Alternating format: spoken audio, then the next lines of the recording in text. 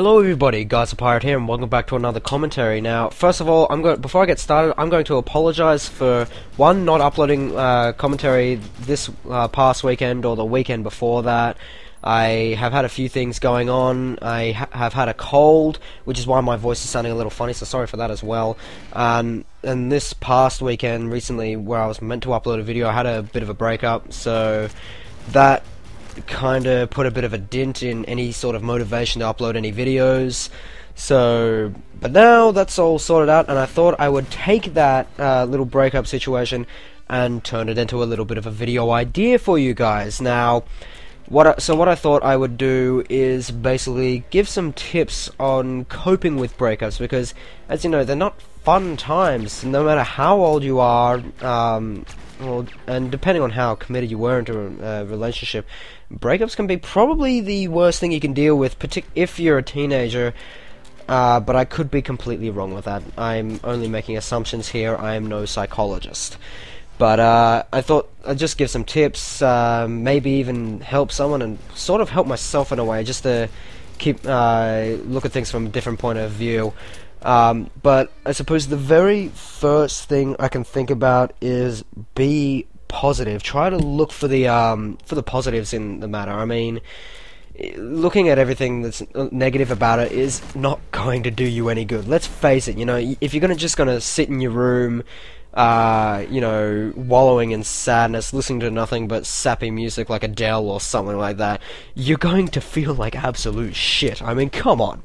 What you could be doing is finding some way to take your mind off it, for example. I mean, you could play some games, you know, do some writing, drawing, what else do you tend to do? You can go for a walk or run, maybe even start up at the gym if you're one of those fitness freaks. I am not, sadly.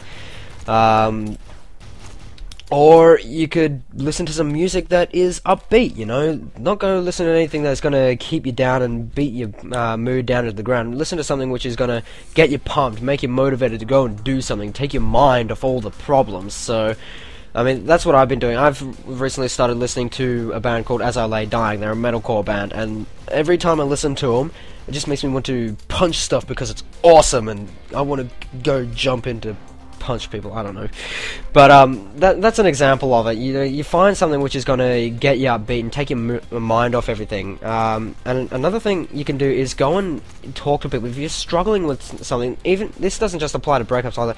If you're struggling with something, holding it into yourself, in just keeping it all to yourself, is not going to do any good. What you want to do, what is best to do, is find a friend who you can trust and talk to them about it, and in most cases they can help you. As I said, either by taking your mind off it or helping you by looking at the positives of it. And it is unbelievable what friends can do. You know, they are there for that reason. They're there to make you feel good about yourself. If they're real friends, that is. You do get some dodgy ones here and there, but that's not what I'm here to talk about. And another thing you can do is go out and have fun. I mean, you're single now. Go and have some fun and enjoy it. Go out and just go nuts, I suppose, but within reasonable limits. I mean, I'm not saying go out and get absolutely smashed on alcohol or do drugs and have sex with every single person you meet. I mean, come on, it's particularly if you're under 18, that is the last thing you want to be doing. But what I'm suggesting is, say, go out to parties, get out some more with some friends, and meet some new people. You know, often you'll get out, you'll meet some people who are going through the same kind of stuff as you are, whether that be a breakup or just other little problems that life throws out, and you'll be able to relate to them, and therefore you could become very good friends with them. You never know you meet these new people, you become closer with them, and you never know what can happen after that. It's nothing but opportunities.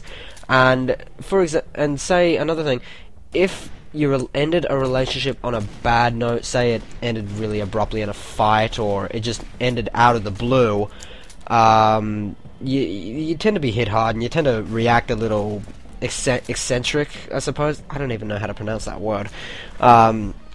And yeah, so you may have had a fight and ended it with a few harsh words. So if that's the case, don't try and patch that up straight away. I say leave some time just for both you and your ex to think about it, And then, if you feel it, go and fix it up, I say. Like, leaving something on a bad note is never good for anybody. Nobody feels good about it. So, if you can go and patch things up, I'm not saying get back together. That's one thing you don't want to do, is getting back together with your ex.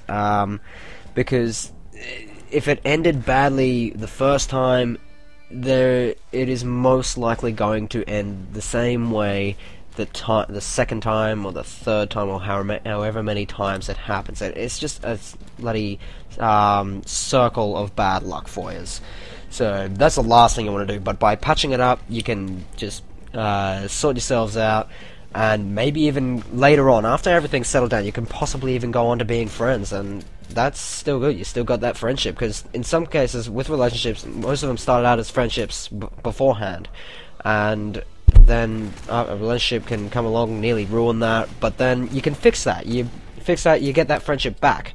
Hopefully. That doesn't work in all cases. In fact, it's sometimes a little tricky, but you know, I've seen it happen or work before, and there's nothing saying you can't. But anyway, let me know in the comments down below, what are some ways of coping with breakups that have worked for you, if you've had to go through it before. And let me know if any of these tips have been any help to you. That'd be great feedback for me. And as I said, let me know what's worked for you before as well that I haven't mentioned. That'll be a great help to me.